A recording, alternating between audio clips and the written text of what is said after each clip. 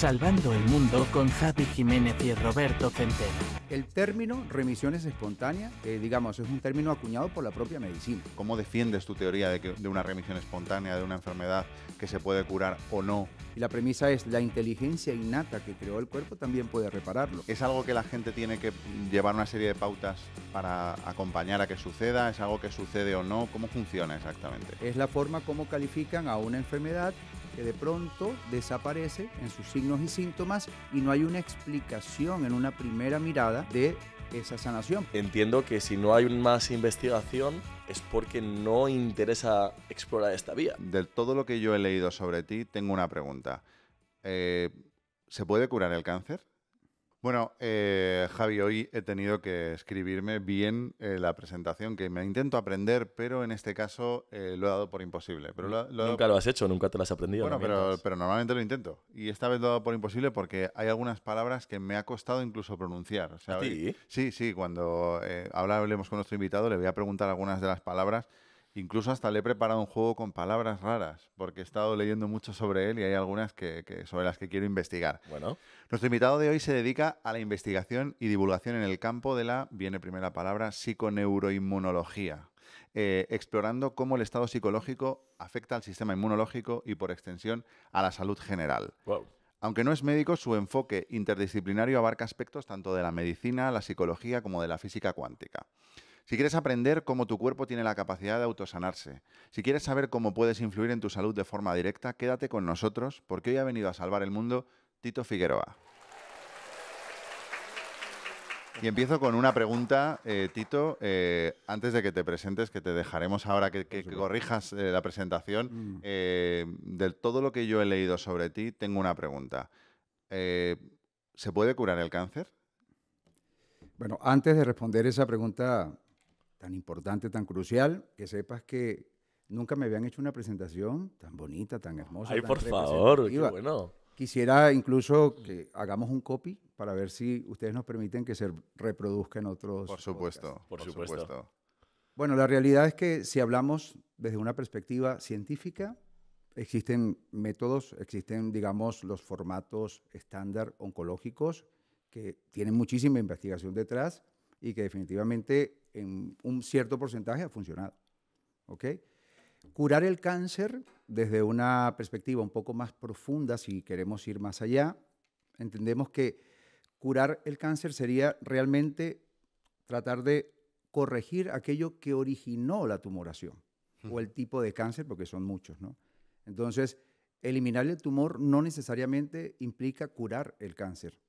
En todo caso, sería eliminar la causa que generó como consecuencia ese tumor. Entonces, la pregunta es aún más compleja, ¿no? Claro, porque la causa no es que esa célula continúe dividiéndose, ¿no? Eso es la consecuencia, que eso es el cáncer. O sea, la división celular es la consecuencia, que es lo que crea el cáncer, ¿no?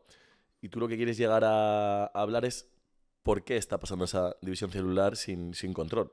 Entiendo.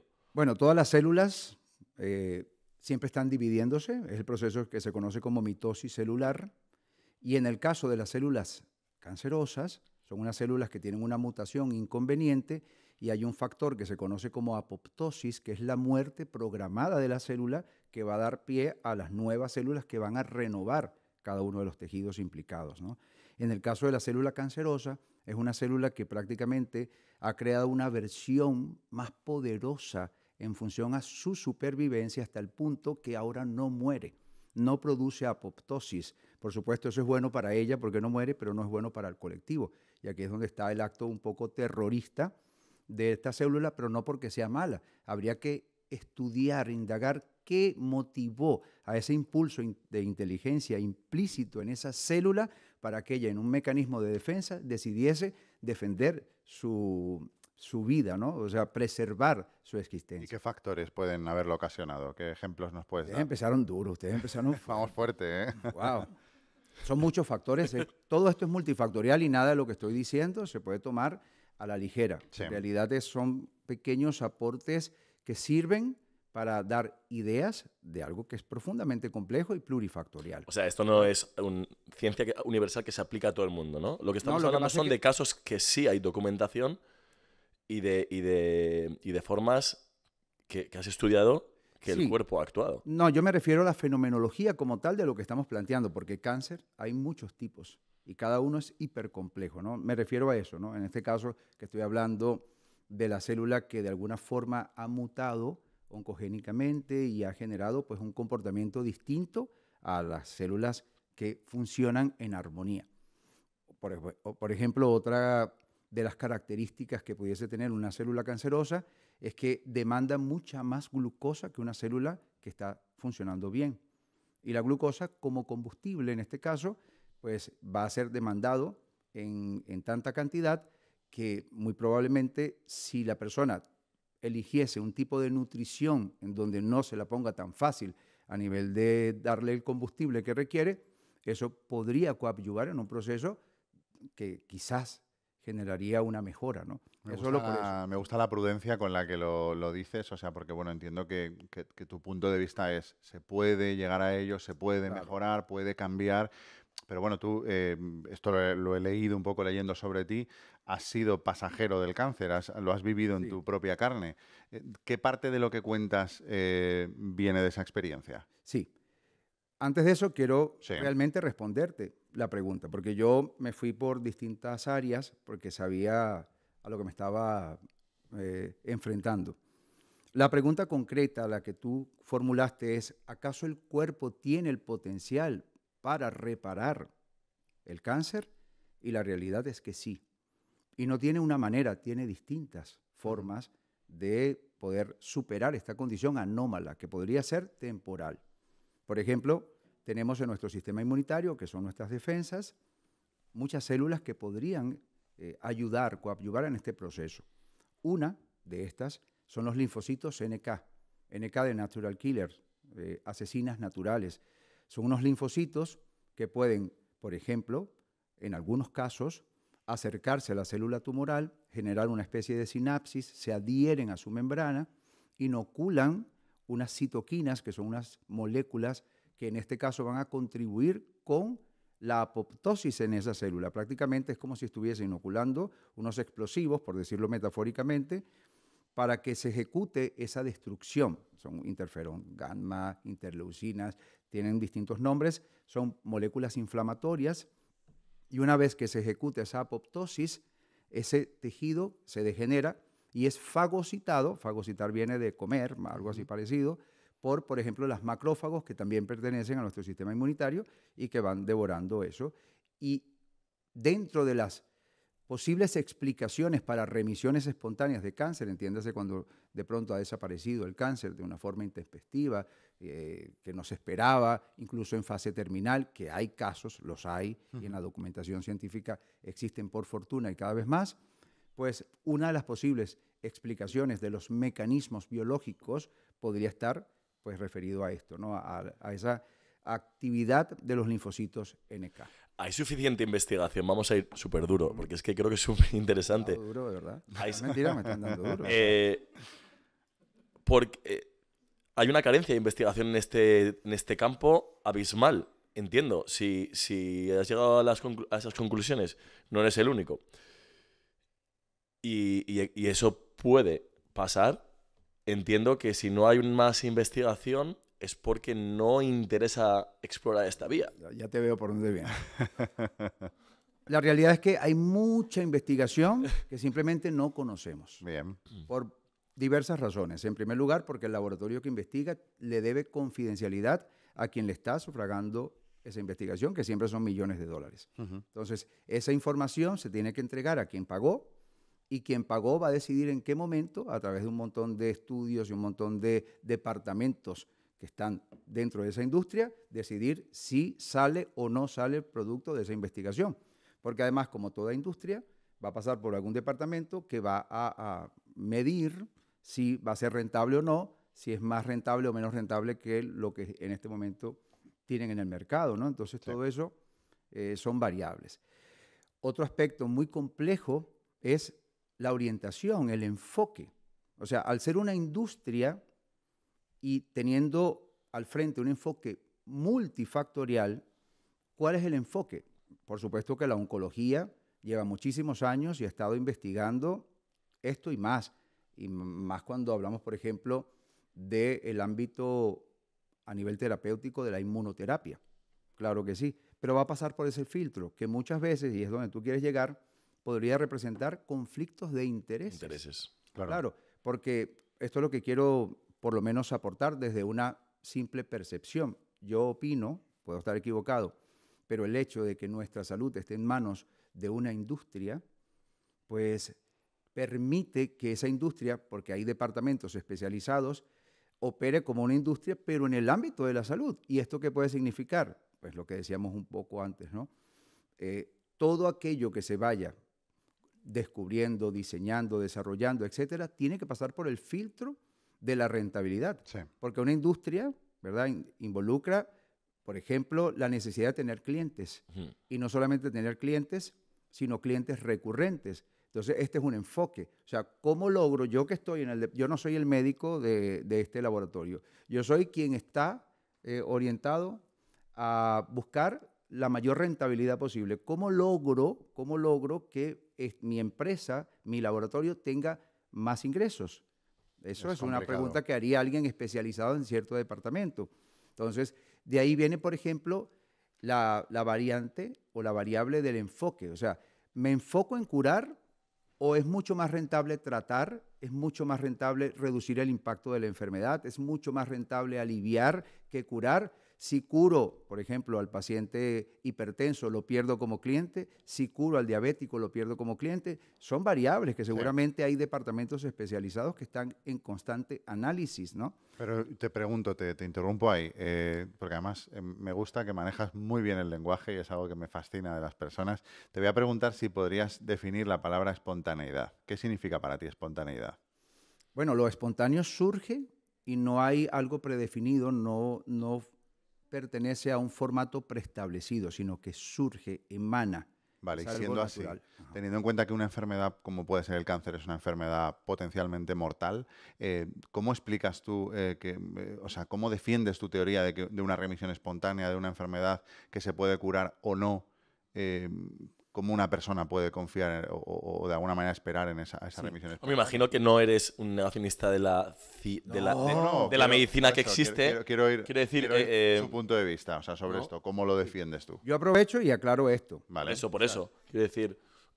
Mi recomendación es que cada quien vaya a su médico, su especialista, que siempre pida otras opiniones. Me parece que es mucho más sensato porque puede haber cierto margen de error en el diagnóstico. Porque te habrán llovido, ¿no? Te habrán llovido de todos los lados. Y además que sigan las recomendaciones de su la gente, de su médico y de su tratamiento. O sea, yo mi pregunta es porque no, o sea, me gustaría entender cómo funciona, quiero decir. Ya vamos a llegar ahí. Si es algo que tú mismo, como que divulgas esta teoría, sabes que es espontáneo, ¿es algo que la gente tiene que llevar una serie de pautas para acompañar a que suceda? ¿Es algo que sucede o no? ¿Cómo funciona exactamente? Bueno, el término remisiones espontáneas son, digamos, es un término acuñado por la propia medicina. Vale. Es la forma como califican a una enfermedad que de pronto desaparece en sus signos y síntomas y no hay una explicación en una primera mirada de esa sanación, porque puede, por ejemplo, ocurrir el caso, voy a nombrar a alguien que es, digamos, mundialmente conocido,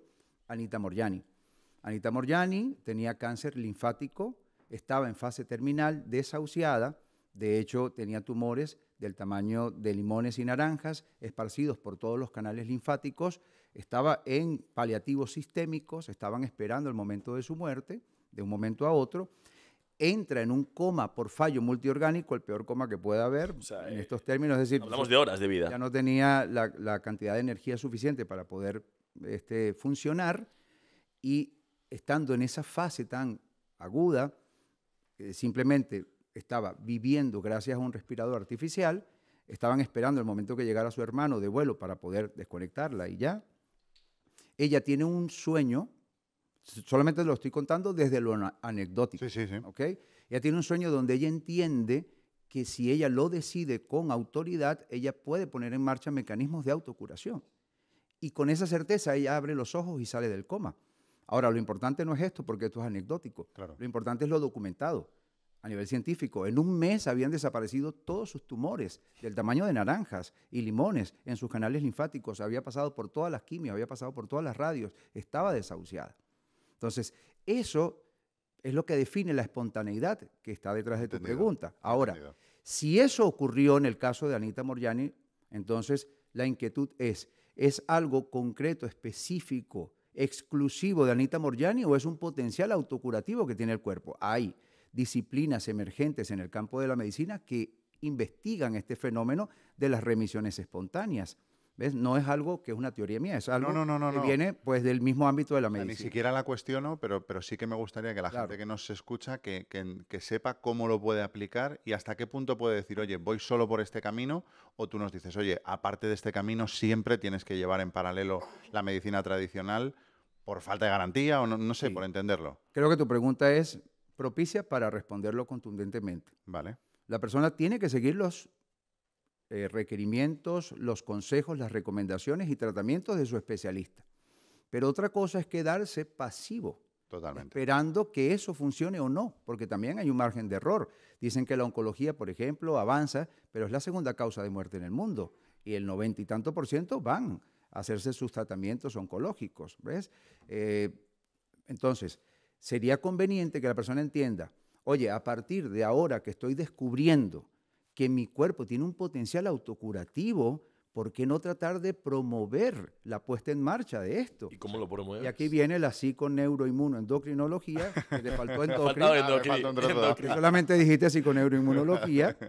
Pues aquí viene, por ejemplo, este campo emergente de la medicina que investiga este tipo de fenomenología. O sea, cómo tú puedes incidir, influir a través, y esta es la respuesta para ti, de tu psique, de tus pensamientos, que no son pensamientos inertes, que van a impulsar la puesta en marcha de una bioquímica, de una fisiología. Son mensajeros químicos, son neurotransmisores, transmiten información, neuropéptidos, hormonas, etc.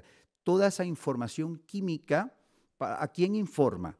¿A quién? Bueno, resulta que viaja por sangre, llega a las células, ingresa al interior de las células por los receptores, es decir, las células están esperando esa química, interactúa esta química, es decir, el mensaje con el ADN interpreta el mensaje y expresa genes en función, digamos, en armonía, en correlación con el mensaje que está recibiendo. En pocas palabras, si te deprimes por un hecho catastrófico, tu ADN va a recibir la bioquímica producto de esa tristeza, de esa congoja, de tu angustia. Tu ADN va a interpretar eso y va a expresar genes en función a tu sentimiento. Pero lo contrario, la efusividad, el entusiasmo, la euforia también va a generar una expresión genética y es lo que yo entiendo en el caso de Anita Moorjani, que sería la remisión espontánea de ella. Ella cuando despierta está llena de entusiasmo, es una euforia producto de lo que había entendido, por lo menos a juicio de ella fue así. Yo entendí que yo me voy a sanar, le dijo a su médico, le dijo, no doctor, yo me voy a sanar. Y el médico con compasión le dijo, claro, mija, claro que sí te vas a sanar.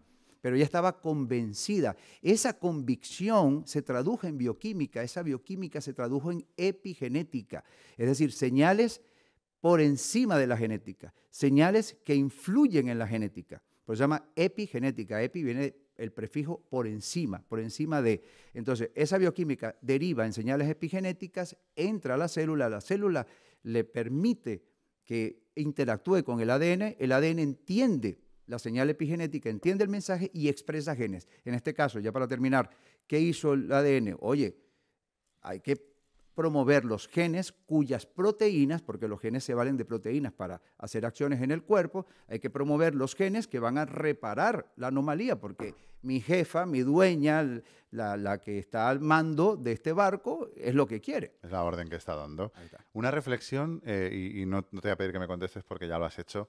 Estamos muy, muy informados de todos los factores de estrés, de ansiedad, patrones de conducta que nos pueden llevar al cáncer, pero no nos hablan tanto de que esos mismos factores nos puedan sacar de él. Es curioso, porque es muy fácil buscar por internet y encontrar que tenemos más enfermedades como cáncer y otras enfermedades hoy en día por esa Por situación. el estilo de vida. Exacto, por el estilo de vida que tenemos, pero no es tan fácil encontrar el mensaje en internet de lo contrario. Y entiendo que si lo puede causar, también podrá acabar con ello. Y, perdón, es que justo ahí es lo que yo estaba pensando, que realmente no hay un conflicto como tal de intereses entre lo que es la ciencia de la oncología y el estudio de las remisiones espontáneas a través del potencial del cerebro, ¿no? ¿por qué se ha creado entonces o por qué interesa que todavía este campo sea tratado un poco con oscurismo? ¿O por qué? ¿No? Ahí está el No tema. entiendo. Lo mismo que te enferma, te puede sanar.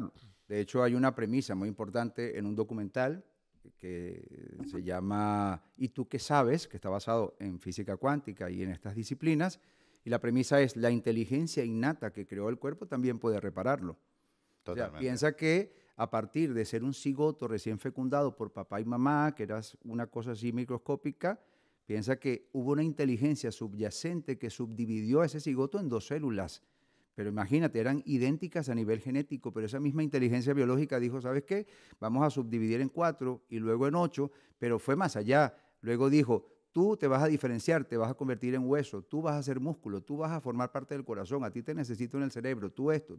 Esa inteligencia que de una célula, que luego 2, que luego billones de células perfectamente intercomunicadas, con inteligencia, no solamente en el ramo individual, porque la inteligencia sabe lo que le conviene y lo que tiene que hacer la célula, también para con el colectivo. La célula sabe lo que tiene que hacer en el momento que tiene que hacerlo para ella y para el colectivo. Esa intercomunicación a través, por ejemplo, de moléculas de señalización celular, que es un sistema informático espectacular que tiene el cuerpo. Toda esa cosa que es una obra prodigiosa de ingeniería genética, todo eso está guiado y sustentado y todavía soportado por esa inteligencia biológica. La pregunta es, esa inteligencia biológica, tú que estás en casa y que estás pasando por un desafío de salud, ¿esa inteligencia biológica te olvidó?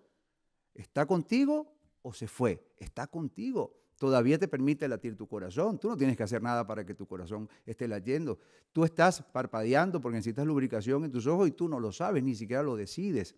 ¿Ves? Y así como eso son más de 100.000 reacciones bioelectroquímicas por segundo entre célula y célula. Y todo eso lo opera esta inteligencia biológica. ¿Qué mejor que intentar, por lo menos intentarlo, a la par de tu médico, de tu especialista, de tu tratamiento, a la par ser parte también coprotagonista, implicarte tú y tratar de promover epigenéticamente tus propios mecanismos de curación? Eso es lo que yo intento, ser un portavoz, porque no es información mía. Ojo, yo hablo en nombre de referentes que yo investigo, yo no me lo he inventado. Estas son cosas que yo leo y sigo compartiendo lo que voy aprendiendo. Fantástico. Esto necesita un aplauso, ¿no? Yo creo que sí. Un aplauso. Absolutamente. Oye, Tito, Ha sido intenso al inicio, ¿eh? Wow. Wow, ¿podemos beber agua todos? Bebamos. Yo mientras tanto arrinconado. voy cargando mi pregunta. Eres súper prudente. ¿Te han obligado a serlo? Es que tú... Eres muy prudente. Y me eres gusta. muy tú. Ole tú. No, pero no hoy, o sea, en general. Veo que eres prudente. He visto tu Instagram de punta a punta y te veo muy prudente. ¿Te han obligado a serlo? Bueno, estamos, por ejemplo, en una plataforma maravillosa, ¿verdad? Y gracias a esa plataforma ustedes llegan a millones de personas. Pero esa plataforma no nos permite decir cualquier cosa. Totalmente. Hay un filtro. Lo curioso es que ese filtro está como orientado a una industria. Sí. Ese es el problema. O sea, hay fondos de inversiones que están detrás de la industria de la cual hemos hablado, que son los mismos fondos de inversiones que están detrás de la mayoría de los medios de comunicación, incluyendo este. Sí. Entonces sí hay que cuidarse porque, digamos, hay un ente que decide qué es válido y qué no es válido. O sea que Internet no es libre, como nos quieren hacer vender. Habla, Tito, habla. No, no es libre, no es libre. Tú hablabas de Instagram, yo tuve 1 año mi cuenta restringida. Y solo porque hice una explicación, que no la voy a dar aquí ni en sueños, porque ya me castigaron 1 año, yo no me pronuncié en pro o en contra de. Vale. Solo expliqué algo, una diferencia entre un tratamiento y otro. Solo por explicarlo y que cada quien pues tome sus decisiones, a mí 1 año, no cerrada la cuenta, pero mi cuenta no crecía porque decía el strike, decía su cuenta no es apta para recomendarla a nuevos perfiles, a nuevos seguidores. Pues entonces yo no crecí en 1 año. Qué barbaridad. ¿Y cómo puede la gente escuchar a un Tito sin filtros? Aparte tienes un libro, aparte haces formaciones o haces algún tipo de ponencias, sí. ¿Cómo divulgas tu mensaje sin filtro? Bueno, de hecho hoy tengo la fortuna de contar con personas con quien sí hablo sin filtro. Un aplauso para ustedes que vinieron. Bravo. Gracias. Sí, bueno, digamos, sin filtro, pero con prudencia. Sí, sin Porque yo duda. esto mismo lo repito ¿sabes? La misma prudencia también la repito, porque yo no sé quién recibe mi mensaje. Sí. Se puede distorsionar, se puede malinterpretar. Sin ir muy lejos, en estos días me hicieron un short allí que sale de contexto. El que me ve en ese short piensa que yo estuve en todo momento en contra de esta industria, y no. Que, Está claro. que habrá, ¿no? Así como hay médicos que son muy tendenciosos en un pensamiento, habrá personas que se dediquen a investigar también tu mismo campo que estarán en contra de la ciencia más clásica de las investigaciones. Cuando yo te Que hablo... dañan la imagen, imagino, dañan la imagen de lo que tú vienes a aportar con evidencia. Sí, cuando yo hablo de referentes, son médicos en su mayoría. Y si no, científicos, biólogos moleculares, etcétera, ¿no? Genetistas. Pero ciertamente hay un sector que se resiste. Y está bien que se resista siempre y cuando, digamos, se permita explorar estas disciplinas y no negarlas de principio, porque si no estaríamos cayendo en el mismo error del informe Flexner de hace casi 2 siglos, en donde en el momento en que surge esta medicina que hoy conocemos como científica a partir de iniciativas como John D. Rockefeller, Andrew Carnegie, JP Morgan, etcétera, ellos crean con Abraham Flexner un informe el cual ridiculizó, el cual desvirtuó todo aquello que no formara parte de esta nueva propuesta científica. ¿Okay? Entonces, sí. ¿Qué ha pasado durante todo ese tiempo? Hace más de un siglo, que se ha seguido ridiculizando, se sigue vilipendiando todo aquello que no se comprende. ¿A qué me refiero? De pronto un médico comprende, pero hay personas que dicen ser, ya espontáneamente, pero no es espontáneo, dicen ser, por ejemplo, yo soy escéptico. Sí. Y yo le digo, si tú eres escéptico, yo también. Ahora, tú tienes referencias en este campo, lo has explorado, lo has investigado, tienes las referencias en contra de manera contundente o ni siquiera tienes, porque confundimos muchas veces la incomodidad que nos genera un concepto con el cual no estamos familiarizados, lo confundimos con incredulidad, con escepticismo, porque es incómodo y reaccionamos. No, yo no creo en eso, pero lo que pienso yo que es lo más sensato es todo lo que a mí me llega como información que a mí no me resulta familiar, yo lo pongo en una especie de inventario conciencial, le llamo así, lo tengo allí en cuarentena, no sé en qué momento algún tipo de referencia me permite encajar esa información y digo, wow, claro, ahora entiendo esto. Sin ir muy lejos, muchas personas que nos habrán escuchado y visto no tenían ni idea que el cuerpo tiene un potencial, entre otros, autorreparador de esto que llamamos cáncer. Sí. Y ya por allí hay una gran diferencia a que te sientas condenado con un diagnóstico o que te hayan dicho tu enfermedad no es curable, tu enfermedad es incurable, porque muchas veces ese profesional de la salud que está diciendo eso lo está diciendo porque está convencido y es verdad. Él está convencido, para él es cierto, no está engañando.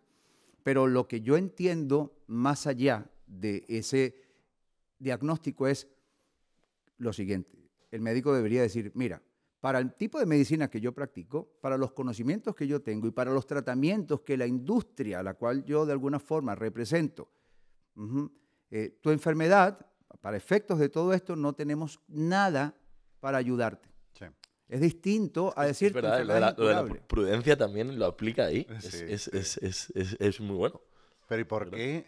Es que me llama la atención, ¿por qué tiene un barniz místico o como supraterrenal esto que tú cuentas cuando en realidad yo me hago yo me hago una herida y la herida se cura sola y no es magia ni es nada, o sea, es pura ciencia? ¿Por qué tiene este barniz y este tono? No sé.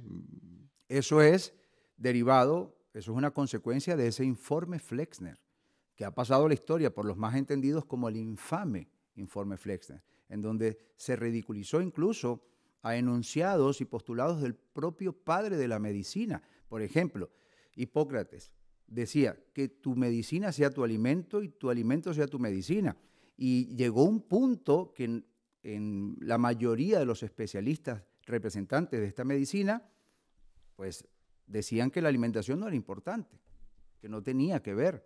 De hecho, hoy en día Yo veo con asombro, no estoy diciendo que sea malo o bueno, pero sí con asombro, que en un hospital, en el piso oncológico, que están los pacientes allí, les dan en las tardes una merienda con azúcar refinados, con galletas, con Te harinas. voy a hacer un favor, Tito, lo refinadas. digo yo. Me parece vergonzoso. Vergonzoso la alimentación que dan en los hospitales. O sea, he acompañado a familiares que ya más allá de la calidad del alimento a nivel nutricional, incluso el estado del alimento. Es lamentable cuando creo que, y aquí dame tu punto de vista, una base fundamental de la curación de una persona está en la nutrición y en cómo se alimenta. Porque todo vamos a lo económico, es volver a lo de antes. Al final ahí trabaja una empresa que generalmente es la adjudicataria de ese servicio de restauración del hospital, es la que ofrece un O sea, precio ¿cómo le puedes dar más bajo. a un enfermo galletas para merendar, Azúcar. azúcar, exactamente, yogures azucarados? Porque sale más barato, Rob. Me parece sorprendente. Esa es la explicación que hay, sale más barato. A ver, Tito tiene otra opinión. No.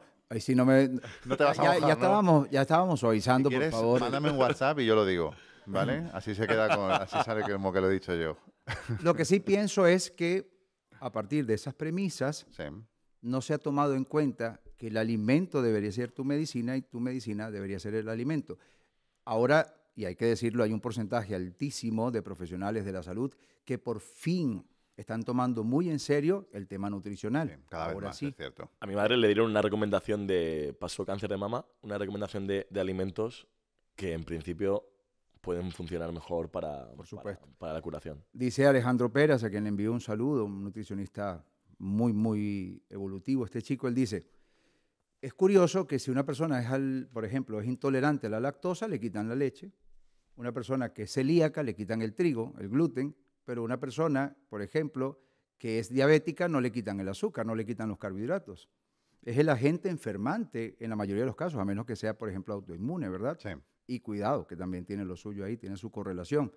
Pero es verdad, lo que sucede es que ese planteamiento cientificista, pero a los ojos y el provecho de una industria, trató de quitarle fuerza a todo lo que no sea el medicamento a partir de la petroquímica, además. Porque la mayoría de las personas desconocen que un gran porcentaje de medicamentos vienen derivados del petróleo. Y por eso muchos son tóxicos, son males necesarios, hay que consumirlos, por supuesto, y en ciertos contextos son imprescindibles, no puedes dejar de tomarlos. Pero eso no implica que no tenga algún tipo de toxicidad en sus componentes o sustancias que, por no ser compatibles con el diseño genético del ser humano, puedan alterar un poco la respuesta inmunitaria o promover una inflamación, etc. Hay más tipos de enfermedades, aparte del cáncer, donde el cuerpo actúe como autoprotector y pueda trabajar para eliminar la enfermedad. ¿Alguna así importante? Siempre en términos potenciales, hay más de 100 enfermedades tipificadas como autoinmunes, ¿verdad? Artritis reumatoide, esclerosis múltiple, esclerosis lateral amiotrófica, lupus, bueno, muchísimas. Diabetes tipo 1, muchas. Hashimoto. ¿Cuál es la causa primigenia de esa enfermedad? Bueno, una desregulación del sistema inmunitario. Por alguna razón, el sistema inmune está confundiendo tejidos del propio cuerpo, los califica de antígenos, que son como los invasores, los enemigos para efectos de su percepción, y los ataca. ¿Bien? Ok. ¿Qué pasa? ¿El cuerpo acaso, que generó esa desregulación por algún tipo de distorsión, no tendría el potencial de regular? ¿En algún momento no podría ser susceptible a recuperar el orden perdido? Eso se llama inmunomodulación. Este es un enfoque. Si, por ejemplo, la medicina, que hoy en día cuando tienes una condición autoinmune te dice no es curable porque el medicamento o uno de los medicamentos va en función a suprimir el sistema inmune para que no te ataque. Pero no es lo mismo suprimir al sistema inmune, es decir, te lo desconecto y todas las bondades y maravillas que obra en ti el sistema inmune, por los momentos las tenemos en cuarentena. ¿Ok? No es lo mismo ese enfoque, porque claro, si va a dejar de producir anticuerpos que te ataquen, va a haber un alivio temporal. Pero no es lo mismo ese enfoque a regular, a modular la respuesta inmunitaria. Pero ese enfoque probablemente no sería tan rentable. Ese es el tema del conflicto de intereses, porque si yo curo, ¿sabes cuánto produce la artritis al año? Me ¿Sabes puedo cuánto? imaginar. Mi madre lo sufre. Hablas de dinero. De dinero, ¿sabes cuánto? Tiene que ser una fortuna, no sé. Yo tampoco sé, la verdad, pero son miles de millones. No, en serio, son miles de sé, pero me millones. encantaría Era para saberlo. bromear. No es un short ahí. No, es que te digo, mi madre son lo miles de sufre. millones. Mi madre lo sufre y, vamos, solo en medicamentos vamos, no me lo puedo ni imaginar la cantidad. Claro, ahora imagínate por un momento, tú estás al frente de un departamento de tu laboratorio y eso tiene que ver con la rentabilidad, etcétera, ¿no? Y te traen, pues, unos muy dignos estudios, experimentos e investigaciones de uno de los laboratorios que fueron contratados para investigar una forma de sanar o reconducir al cuerpo a nivel inmunitario y te lo traen aquí. Y tú tienes aquí los resultados. Y bueno, ahora tenemos algo mejor. Esto puede curar las enfermedades autoinmunes. Y aquí tengo hasta ahora el tratamiento convencional que lo que hace es controlar a la enfermedad autoinmune. Ahora tengo los dos aquí. ¿Cuánto produce esto al año? ¿Cuántos miles de millones de dólares produce esto al año? ¿Cuánto produciría esto que va a curar a las personas definitivamente de su artritis o de su esclerosis múltiple? ¿Cuánto? Entonces, aquí vienen toda una cantidad de operaciones, me imagino yo, aquí estoy lucubrando, Sí. y si esta no es lo suficientemente rentable que esta, probablemente, ¿sabes? Vamos a dejar esta unos años más.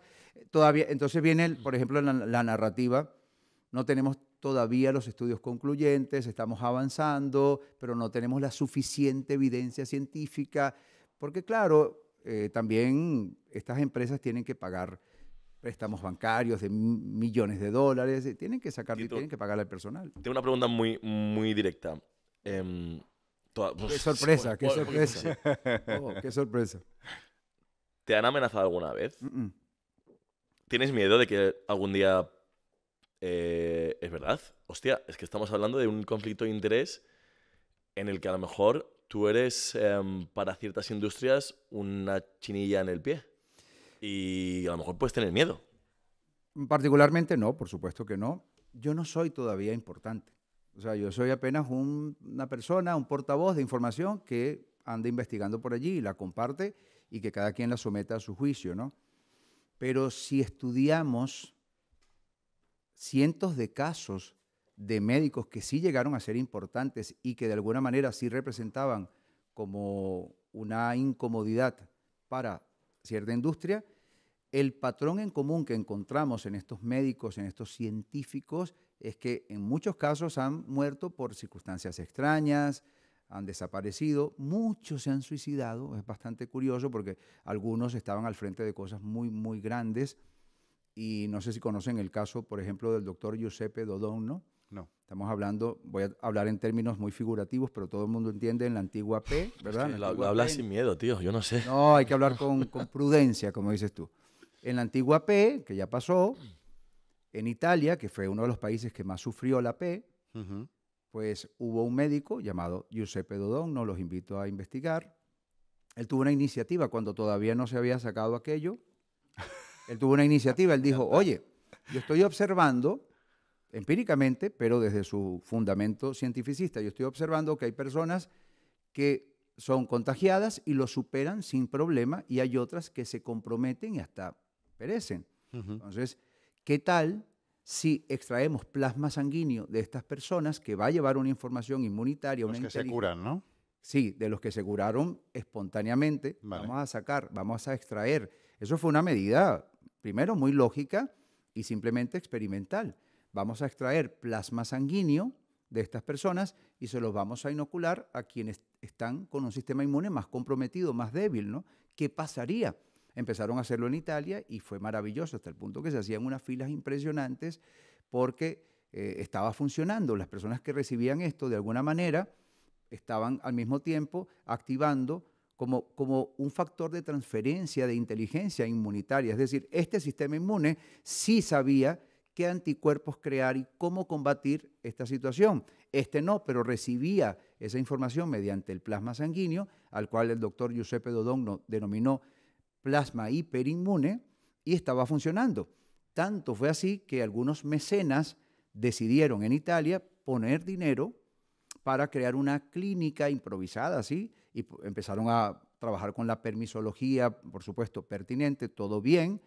Ellos estaban pensando que lo estaban haciendo bien, Pero algo pasó muy extraño, que primero les negaron todos los permisos, no quisieron en ningún momento evaluar objetivamente los resultados, fueron descalificados desde el mismo inicio de la investigación y de pronto el doctor Giuseppe Dodonno se suicida poco antes.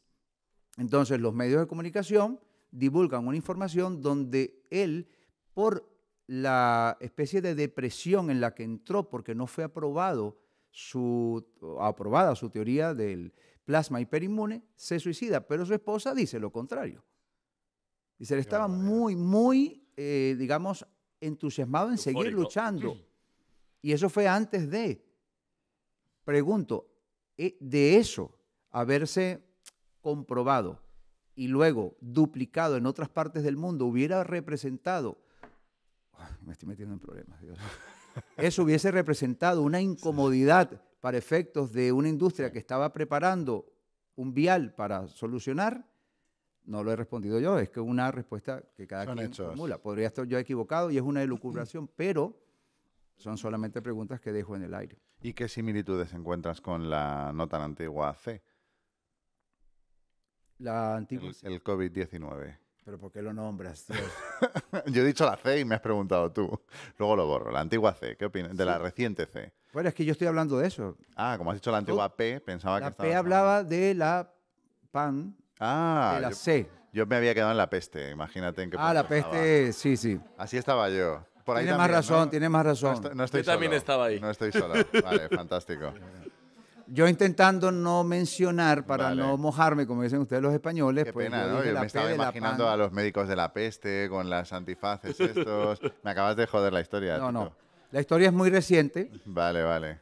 Claro, decir De antigua todas maneras, P. cuando las personas busquen Giuseppe Dodonno, pues Vale. van a encontrar cositas así muy cortitas. Haremos un remasterizado de este trozo, pero me ha gustado cómo No, está bien, salió espontáneo. Es como, sí, como cuando te cuentan, como todo el mundo que está aquí sabe que Santa Claus no existe, ¿no? No hay niños. Es como cuando te cuentan eso, que de repente se diluye la historia, pues a mí me pasa igual. Yo estaba viendo en Italia, la gente de la peste, todo, y de repente me has... Sí. Película era en blanco y negro, Mi película era ¿verdad? en blanco y negro. Le metimos color de repente. Digamos que fuiste un poco ingenuo, porque si hubiese mucho. sido la P, no tengo que censurarme. Bueno, es que te veo tan prudente que yo hubiese sido ya la peste, no sé qué pensar. no me hubiera tenido Tito, que censurar. No sé qué pensar. ¿Sabes que vas a ser el primer invitado que en el minuto 45 del programa se va a presentar? Háblanos de ti. No llevamos 45, llevamos unos 40. ¿Cómo has llegado a ser lo que eres hoy? ¿Qué te ha llevado a todo esto? Me río porque está mi hija por acá, a quien saludo y que hizo posible este encuentro tan bonito. Sí. Y ella me critica un poco eso, ¿no? Que tiendo a extenderme. Pero yo trato de generar un contexto porque me preocupa que no se perciba que hay información detrás. No, yo soy pues una persona común y corriente, no soy médico, soy completamente pues apasionado, empírico de este fenómeno porque por fortuna, por cosas de la vida, he vivido ese fenómeno en mis propias carnes hace ya unos cuantos años. Y en mi caso no fue tan espontáneo, probablemente sería más bien volitivo si lo analizamos. ¿Eso qué es? Volitivo viene de voluntad, es decir, que no llamaríamos tanto una remisión espontánea, sino una remisión volitiva porque logré superar una enfermedad a partir de intentar promover todo esto que estoy enseñando. ¿Le acompañaste con medicina más clásica? Logré hacerlo antes de. Es decir, yo estaba dispuesto a pasar por todas las recomendaciones La quimio, por la oncológicas, etcétera, Pero no te hizo falta. pero tuve la suerte que no hizo falta, Wow. a juicio del propio médico. O sea, que tú ya conocías todo este mundo cuando a ti te sucede esto. Lo conocía no como ahora, que ha Ujú. sido una excelente noticia para mí, y ya voy a explicar por qué. Ujú. En aquel momento yo se lo atribuía al efecto placebo, el cual yo apasionadamente lo divulgaba como el potencial de desarrollarlo como habilidad adquirida. Es decir, el placebo, no hay lugar a dudas de que tiene un poder implícito en el cuerpo, es una manifestación contundente de esa capacidad autorreguladora que tiene el propio organismo cuando las condiciones son las adecuadas.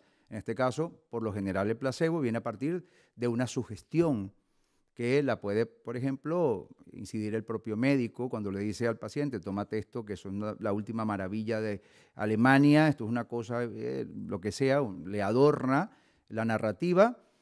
Realmente la sustancia es una sustancia inerte, no tiene ningún tipo de implicación molecular que pueda funcionar para la enfermedad. La persona se lo toma con esa convicción, y aquí vamos al tema que yo hice apertura hace rato, se lo toma con esa convicción de que ese medicamento le va a funcionar, y esa convicción es la que se convierte en esa bioquímica de la cual te hablaba, que a su vez deriva en epigenética, que a su vez interactúa con el ADN, que a su vez expresa genes. Sí, ¿Ves? entendido. Entonces, yo soy un apasionado defensor del efecto placebo y además quisiera, y hago un llamado a los profesionales de la salud y científicos, que se busque desarrollar el efecto placebo, cómo potenciarlo como habilidad autoadquirida. O sea, cómo yo a partir de conocer este potencial puedo desarrollar distintos mecanismos. Y yo aquello le llamaba, en mi propia ingenuidad, autosugestión consciente. Entonces, cuando yo empiezo a realizar ciertos estados meditativos, a alcanzar ciertos estados expansivos de conciencia a voluntad para tratar de conectar con mi inteligencia biológica y tratar de promover la puesta en marcha de estos mecanismos de autorreparación, pues yo a eso le llamaba autosugestión. O sea, yo me estoy autosugestionando, pero como estoy consciente y me estoy sugestionando, bien, bienvenido sea. Sí. ¿Ves?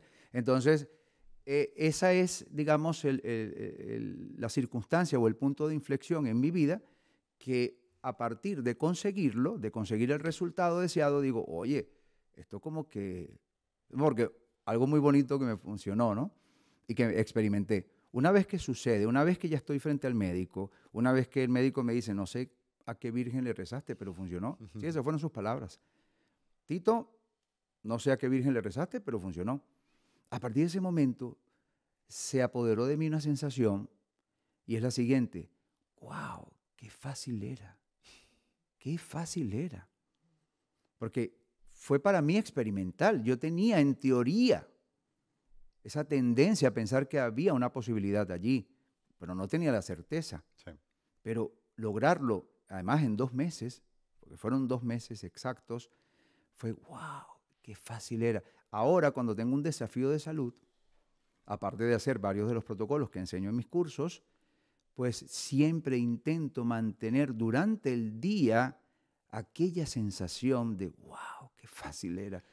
Para que se traduzca en epigenética. Me está recordando mucho todo esto. Tuvimos a una psicóloga maravillosa que se llama Lorena Grimal y hablaba de eso, de la capacidad que tiene el cuerpo para, o sea, de lo importante que es hablarle, cómo le hablas a tu cuerpo, ¿no? Todo lo que nos decimos es muy diferente. Nos explicaba ella el decir tengo que o el decir quiero, ¿no? Quiero curarme, o voy a curarme, o debería curarme, ¿no? Y un poco apunta en la misma dirección. Todos los profesionales que estáis, que ponéis mucha fuerza en el potencial que tiene el cerebro de generar esa química, al final todos apuntáis hacia la misma dirección, que esas sustancias químicas tienen la capacidad para... Nosotros las podemos generar y esas son las que nos ayudan a curarnos, ¿no? Y eso parte un poco de cómo nos hablamos a nosotros mismos. ¿Y cómo hay que hablarse, Tito? Danos un aperitivo de qué hay que hacer. Eso es fantástico lo que acabas de decir. Fundamental. La manera como te hablas se va a traducir en bioquímica, ya lo sabemos, ¿no? Ya conocemos la vía. Sí. La vía psico-neuro-inmuno-endocrinológica, ya la sabemos, y epigenética. Ahora, lo que comprendió en un estado de extraordinaria lucidez Anita Moorjani fue que si ella lo decidía, es distinto a suplicar, es distinto a implorar, es distinto a pedir, es distinto a tener fragilidad y sentir esa sensación de que si me ayudas, lo lograré. Yo no digo que no ayude, yo no estoy en contra de eso, la parte religiosa es muy bonita, la espiritualidad es muy bonita, no. A lo que me refiero es que en el caso puntual de Anita Moorjani, ella entiende que si ella lo decidía con determinación, ella iba a lograr movilizar en su cuerpo lo necesario para curarse. Por eso cuando ella abre los ojos, le dice al médico, no, yo me voy a curar. Y el médico le dice, sí, seguro. Miren, le dice a la familia, miren, aprovechen que esto normalmente dura pocas horas. Sí. ¿eh? Voy a eso. Entonces, la manera como te hablas, la que yo propongo en una parte de mis protocolos, involucra la autoridad. Es decir, yo estoy constituido, por lo menos en mi parte física, porque entiendo que un ser humano es multidimensional. Por ejemplo, la dimensión de la conciencia no es la misma dimensión de la mente no es la misma dimensión de las emociones, la dimensión de las emociones no es la misma dimensión del cuerpo físico, es decir, somos multidimensionales. Pero yo entiendo que en el caso, por ejemplo, de la parte física, de la intercomunicación celular, porque además hay un mecanismo, la pregunta sería, ¿las células se pueden comunicar? Sí, hay formatos moleculares de comunicación, hay bioelectroquímica, ¿ok? Entonces, si Anita Moorjani comprende en un estado de lucidez, que no era un estado cualquiera, fue un estado que ella tuvo una revelación y comprendió que si ella lo decidía, ella iba a movilizar lo que fuera necesario para reorganizar su cuerpo, pues yo intento en uno de mis protocolos que hay una fase en donde la persona entienda que es el que manda, el que tiene la potestad de comunicarse a través de esa vía psiconeuroinmunoendocrinológica y epigenética con todas sus células y con su propia inteligencia biológica, que es el ADN. Desde la autoridad, cuando le hablas con firmeza, cuando en esa autoridad no das una segunda posibilidad, sino es esto lo que quiero, ahí es cuando, para mi modo de ver las cosas, aceleras ese proceso ¿Y catalizador. qué porcentaje de que su función existe? ¿Te atreves a decirlo? ¿O puedes...? No, obviamente que son muchas variables y no es cuantitativo, es cualitativo. Es un tema de la calidad de esa expresión genética que vas a conseguir. Porque tiene mucha gente enferma dirá, joder, se me está yendo la oportunidad. O sea, tiene que ser un malestar terrible. Es decir, claro, yo quiero, yo estoy confiado y a mí no me está funcionando. Entonces, ¿qué mierda? ¿Por qué a mí no me funciona? Bueno, pero asumo que con la medicina tradicional también pasa. Hay gente que hace todos los protocolos médicos y no le llega a funcionar. Entiendo que esto, pues bueno, habrá quien también depende del estado. Pero ahí te puedes ir a soy más débil mentalmente. Soy más... Es muy complicado, ¿eh? Es sumamente complicado porque además, desde el diagnóstico, puede haber un impacto fisiológico que va en tu contra. Claro. La En el tristeza, momento la ansiedad, claro, la depresión de que eres un enfermo de... Además que te etiqueten, porque eso es para mi modo de ver las cosas, que puedo estar equivocado, por supuesto, para mí es un error que la persona se mimetice y se identifique con su enfermedad. Cuando la persona te dice, a los pocos días de haberla conocido, o incluso a las pocas horas, no, porque es que yo soy diabético. Ya se está mimetizando. Esa ratificación permanente, cotidiana, que ella está haciendo cada vez que comenta con alguien que es diabético, también deriva en epigenética. Claro, su cuerpo trabaja para hacerla cada vez más diabética. Claro, tienes razón. No estamos hablando de negacionismo a la enfermedad, no. Lo que estamos diciendo es que podría ser, una vez que se entiende que el cuerpo tiene mecanismos potenciales de autorregulación y autorreparación, se entiende que no necesariamente es para toda la vida. ¿Y esto funciona con otras cosas que también son del cuerpo? O sea, por ejemplo, con pérdida de peso, con la capacidad pues no sé, de correr más. ¿Podemos actuar también en todo eso? Potencialmente sí, por supuesto. Claro, porque yo, o sea, pienso que, por ejemplo, en pérdida de peso debería de tener también... Sí. Lo único es que, por mi propia experiencia, Sí. Si no hay algo que te amenace, Ya. si no hay un miedo, si no es realmente crucial, es muy difícil que logremos estar la mayor cantidad de tiempo en esa expresión genética que va a lograr ese resultado. Entendido. Cuando tienes la enfermedad, lo primero que sucede en tu psique es que se reorganizan tus prioridades. Y todo aquello que no era importante, pero que tú creías que era importante y que te amargabas la vida, deja de tener sentido. Claro, ya sabes que no es importante y ahora sabes que sí tienes algo importante a lo cual prestarle atención. Esa organización es una maravillosa manera de empezar este camino. ¿Ves? Porque ahora sí voy a enfocarme. Ahora, si yo quiero, por ejemplo, yo tengo un huesito aquí en la nariz que a mí no me gusta mucho, Eso un poco parte de mí, hacer. pero si yo quizás potencialmente podría generar, no lo sé. Pero no tengo un impulso que me permita, digamos, o no es tan importante para mí como para dedicarle el tiempo, la energía y lo que podría significar. Pero ¿sabes por qué te lo digo? Sí. Porque tengo una amiga de hace muchos años que sí tenía este huesito y ella todos los días del mundo se hacía así, se hacía así, se hacía así y entraba en un estado meditativo dando órdenes y de verdad, por lo menos a juzgar por sus fotografías, Mejoró, sí que ha ¿no? mejorado. Qué bueno. Pero claro, también hay un impulso mecánico, De estar con la fricción. ¿sabes?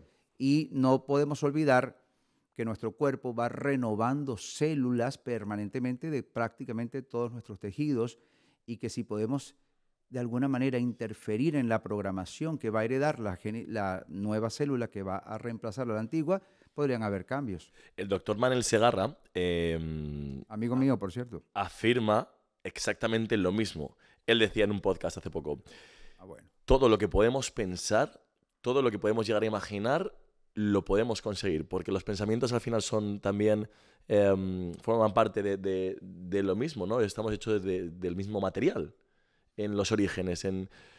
Y afirmaba eso, que todo lo que podemos llegar a pensar, a imaginar, a creer firmemente, podemos hacerlo. Y él decía así, con esas palabras, todo. Ojalá que sea amigo tuyo, ojalá un día se pueda venir por aquí. El doctor Manel Segarra es uno de esos referentes a los cuales yo sigo y que trato de exprimir al máximo a nivel de sus postulados, ¿no? Además que es un médico reputado, es un cirujano oncológico, es alguien que tiene lo mejor de los dos mundos y es muy equilibrado, ¿no? Y sin embargo, fíjate que le da cabida a algo que podría haberse satanizado no hace mucho tiempo. Ahora, no soy su amigo personal, hemos conversado, hemos hablado por teléfono y también tuve la oportunidad de entrevistarle, entonces sí tengo el privilegio y el honor y desde aquí le envío un gran saludo al doctor Manuel Sanz Segarra, a quien admiro profundamente. Tito, estamos cerca de terminar. Sí. No sé si hay algo que quieras matizar, no sé si hay algo que tengas que agradecer a todos. Si alguien quiere preguntar algo de nuestro público, está abierto el micrófono por si alguien quiere preguntar alguna cosa.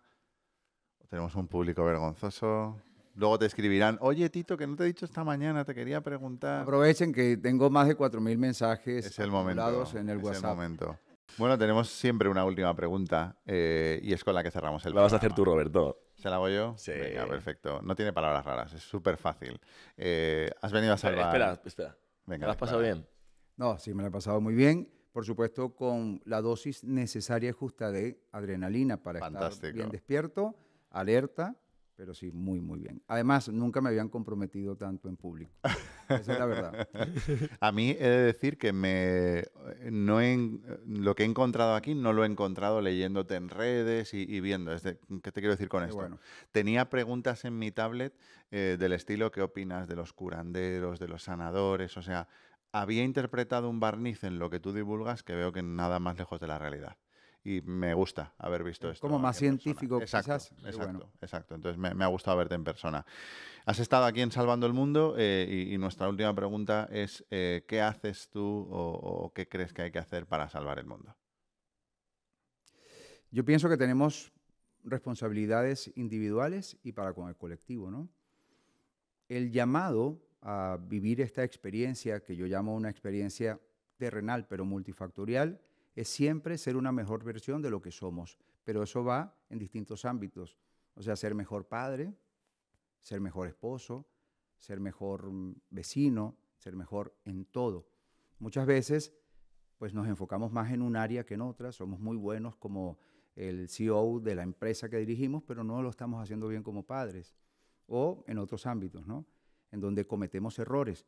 Entonces la autoobservación, la autocrítica sería como el primer paso a partir de la autoconciencia en qué puedo mejorar y en esa misma medida evidentemente que puedo contribuir con el colectivo. Ahora también está el desarrollo de virtudes que definitivamente tengan una correlación con el otro. Si yo desarrollo la compasión, si desarrollo la empatía, puedo mejorar también porque ahora mi interacción con el mundo va a ser mejor.